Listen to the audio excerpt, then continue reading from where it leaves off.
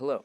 Today I will be giving an extensive overview of early modern English, the period of English directly following the Middle English period, but before the modern English period. The early modern English period lasted from the 15th to the 17th centuries, concentrated mostly in England, but in the East Coast and some of India as well. So here's a quick overview of the history of English, starting from its oldest ancestor, Proto-Indo-European. Proto-Indo-European is the ancestor of most of the languages of Europe, some of India, and some of the Near East. English comes from the Germanic branch, whose proto-language is Proto-Germanic. The Germanic branch includes most of the languages of Northern Europe, including Icelandic, Swedish, Norwegian, Dutch, German, English, and Yiddish, and more. English comes from the West Germanic branch, including languages such as Dutch, High German, Low German, Yiddish, Frisian, and English. Old English emerged around 450 AD when the Angles, Saxons, and Jutes migrated to the British Isles from northern Germany and some of Denmark. Old English has more in common with modern German than it does modern English. Old English had grammatical gender and grammatical case, both of which have been lost by the Middle English period. Grammatical gender is the splitting of nouns into classes, and in the Germanic languages, it's usually pretty arbitrary. Old English had three genders: masculine, feminine, and neuter. Grammatical case is a system where the form of the word changes depending on its role in the sentence. English had four cases: nominative, accusative, genitive, and dative, all of which have been lost by Middle English. The nominative case is used for the subject of the sentence. For example, in the sentence, I read a book, I am in the nominative case. The accusative case was used for direct objects. In the sentence, I read a book, book is in the accusative case. English also had the genitive case. For example, in the sentence, I read the book's cover, books is in the genitive case. It also had the dative case, which represents indirect objects. For example, I gave the orange to John. John is in the dative case because orange is directly receiving the action of being given, but it's being given to John, so it's in the dative case. In 1066, the English language was marked by the Norman conquest of England. This meant that French was now the language of class, and so English borrowed many words, sounds, and spelling conventions from French. This resulted in 33% of English's vocabulary being of French origin.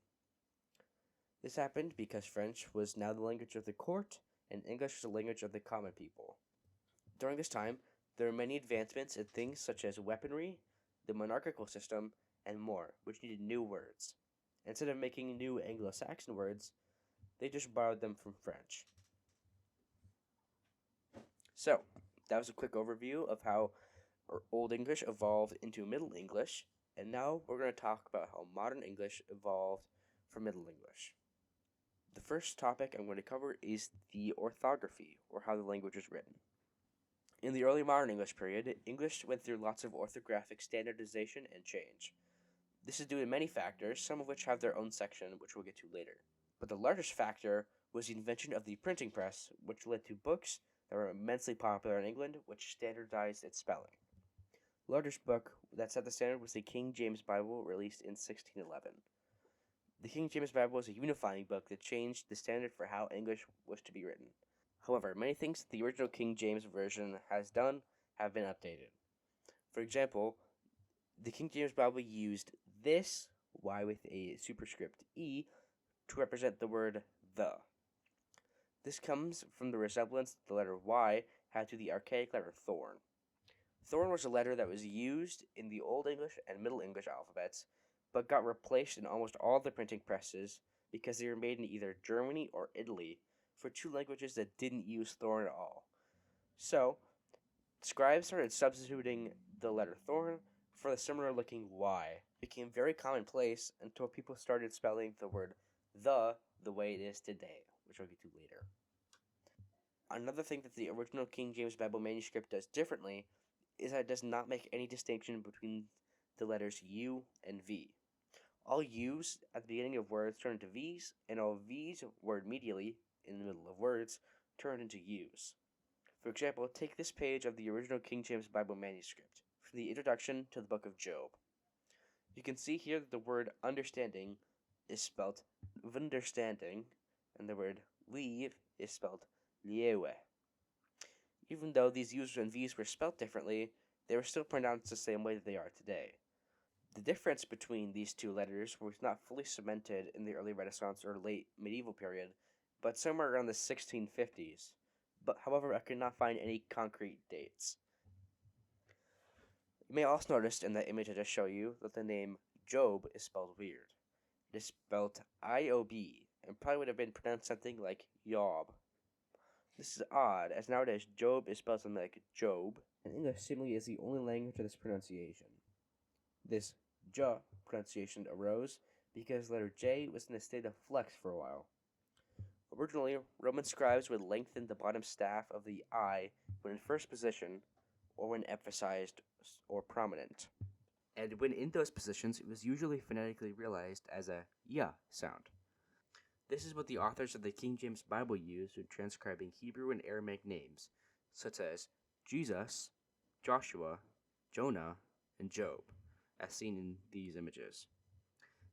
This use of J didn't stick around too long, as soon scribes started using the letter J for the J sound. Under the influence of French, who went through a sound change where Y turned to dia, the dia sound is very unstable cross-linguistically, usually palatalizing to sound something else, in this case, J. Something similar happened to Dutch, evidence in the word meisje, meaning girl. The SJ digraph represents the sh sound. However, it historically was something like sia, but the J palatalized the S to sh. This is why English uses the letter J differently than almost any other language, and how we messed up the names of many historic Bible characters. During this time, many of the digraphs that we use all the time were formally solidified and standardized. The main ones were as follows. TH for the th and the sounds, as used in think and though. This sound was originally represented by thorn and eth, although these were dropped out by the early modern period. The reason why the scribes chose th to transcribe this sound is because when Greek was transcribing to Latin, for letters theta, chi, and phi, they transcribed them as th, ch, and ph respectively. These sounds were plosives, specifically aspirated ones. Think of the English words tall, cat, and pear. However, in Byzantine Greek, these plosives changed into affricates, th, k, and f, and then ultimately smoothed to fricatives, as in think, German's machen, and the English word fall. However, these scribes, still writing Latin, still spelled all these as th, ch, and ph respectively, leading to English scribes borrowing this spelling convention from Latin. This is also why German's ch to ch phoneme is rendered as ch, and why some English words, like phonetic, are transcribed with a ph, because they come from Greek. The second digraph was sh, used to transcribe the sh sound. This sound has existed in English since the early Old English period, but was represented differently. It was represented by sc before front vowels e and I, evidenced through this image of line 35 of Beowulf.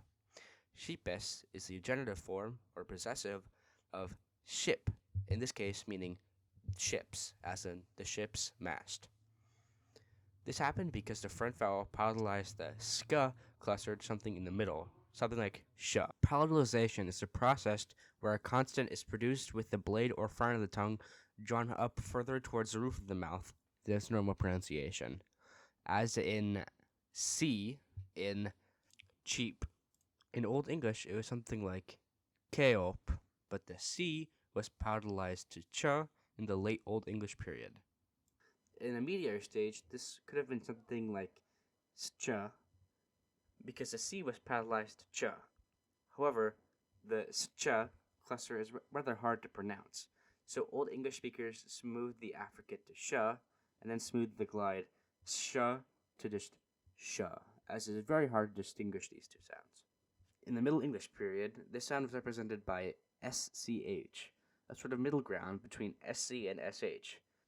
However, by the early modern period, it was simplified to just sh, possibly by analogy with th, ch, and possibly ph. Speaking of ch, it's used to represent the ch sound. This representation does not have a very interesting backstory. It was loaned directly from Middle and Old French, where the ch digraph made the ch sound, before smoothing in modern French to sh. The ch sound existed in Old English, although it was usually just represented by c, since it was an allophone of c. An allophone is where two sounds are pronounced differently, but in the head of the speaker, it's still the same sound. Take, for example, the English word true. Normally, I would pronounce this something like true, since the R that I use is retroflex, meaning the tip of the tongue is curled behind the body, and this makes the T sound unstable, and it palatalizes to ch. True. True. True. Anyway, that was why the ch sound was represented by just a C in Old English, since it was an allophone of C.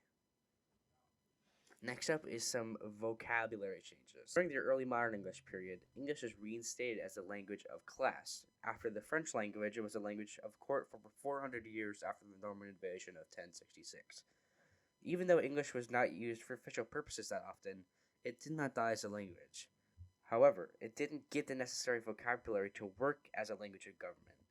When English became the language of government, law, and generally supplanted French in most contexts that French was used in, it needed more vocab for things that the common folk had no contact with. May that be government, scientists, or certain quote-unquote high-class things. So, to help supply English with the things it needed, people started copiously borrowing from Latin and to a lesser extent French. During the early modern English period, new words were being coined at an insane rate never seen before in the history of dictionaries. The records show that from 1539 to 1639, English gained 23,000 words, whereas in the previous 100 years, if patterns are to be believed, only about 9,000 were coined, but it's probably closer to 7,000 or 8,000, but we are not sure. This vast corpus of new Latin words made it so that today, English's vocabulary is only around 29% native Germanic words, meaning words that have a traceable origin to Proto-Germanic. And words of Romance origin make up around 81% of English's vocabulary. One common misconception that people say today is that William Shakespeare invented upwards of 5,000 words in his writings, but that is simply untrue. Many of the words that Shakespeare quote-unquote coined have been used in colloquial speech, or they were first written down by somebody else, but attributed to Shakespeare by mistake. This is mainly because when the first edition of the Oxford English Dictionary was being made, from around 1884 to 1928, the curators would have people mail in submissions for words to include, and more people read Shakespeare than any other person, so he was vastly overrepresented in the dataset, leading to people think that he was a master wordsmith, when really he was just taking words that people already were saying and writing them down, or just using words that already existed and that were misattributed to Shakespeare. During the early modern English period, there was not that much in the way of grammatical evolution. Certainly much less than the change from Old to Middle English, when almost all grammatical gender and grammatical case were eradicated. However, this is not to say that there was no grammatical evolution.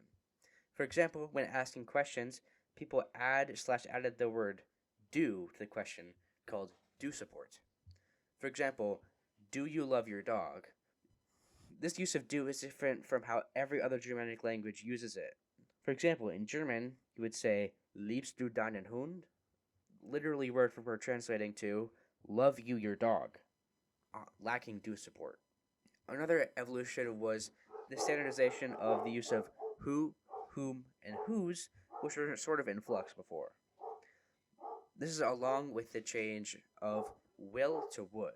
Originally, the words will and would were just one word. However, there's two forms, will and would. This word would underwent semantic drift, where the meaning of a word can change somewhat arbitrarily. It went from just another form of the word will to a sort of past tense form of will, matching today's definition of would. However, this archaic form of would has been fossilized in the contraction won't. Literally, will not, but won't, because it was formed when the words would and will were the exact same. The last topic I'm covering today is perhaps the largest and the most well-known part of early modern English, the Great Vowel Shift. The Great Vowel Shift is a large chain shift that changed the way English's long vowels are pronounced. A chain shift is when the pronunciation of one vowel changes and, quote unquote, pulls another vowel along with it, presumably to keep the same distance from each vowel. The shifting of the second vowel may in turn cause another vowel to shift, and this can go on and on and on and on and on. The chain shift that English went through in the early modern English period can be represented by this chart. The most extensive change happened to the front vowels. A shifted to e shifted to e, and e shifted to e. And then that e phoneme broke to somewhere between a and I. Breaking is when a previously monophthongal vowel phoneme diphthongizes. Basically, when a vowel that was just one sound changes to a glide from one sound to another. This happened to the long A phoneme that used to be somewhere between A and A, but post-Great Vowel Shift was I to I. Just a quick note, these sounds have changed since, and today that long A sound is more akin to A. Another change shift happened to O. It changed to oo and then to oo, and then broke to ow. One thing to note is this only happened in the south of England, not the north, with Scottish and Irish dialects. However, the south of England is a part that had most of the settlers that came to the Americas and Australia, New Zealand, and more. So this Great Vowel Shift is in the vast majority of English dialects, and non-Great Vowel Shift dialects are the vast minority. This sort of sound change would not be that big of a deal, as there have been many changes like this in other European languages. But this is by far the biggest in English's history. Another reason why this is important is that during the same time when the Great Vowel Shift was happening, the 15th to the 18th centuries, English's spellings were getting standardized. This means that part of the reason why English's writing is so messed up is that it was standardized during the midst of one of the largest sound changes ever to happen. One of the ways that scribes used to combat this is to mark a vowel that was in the process of being changed by the Great Vowel Shift by adding an E to the end of the word. Essentially making the way that we as modern English speakers mark long vowels in words by adding an E to the end, as in the word bake or route. Overall, the early modern English period was a formative period for English. It went from the low prestige language that was rarely written down to the dominant language of the kingdom that would become the largest empire in the world. They gained vast amounts of vocabulary to fit the needs of the language of a colonial empire, and the ways those words were represented changed quite a bit, with the introduction of the letter J, ditching of Thorn and Ev, and the standardization of the written form of the language. Meanwhile, the largest sound shift in English history happened, where almost all the long vowels got shifted around, consequently messing up the orthography of the language that was still being standardized. English became the lingua franca of the European world and became the most widely spoken language in the world. Overall, early modern English is a very interesting linguistic period, and I hope you enjoyed this presentation.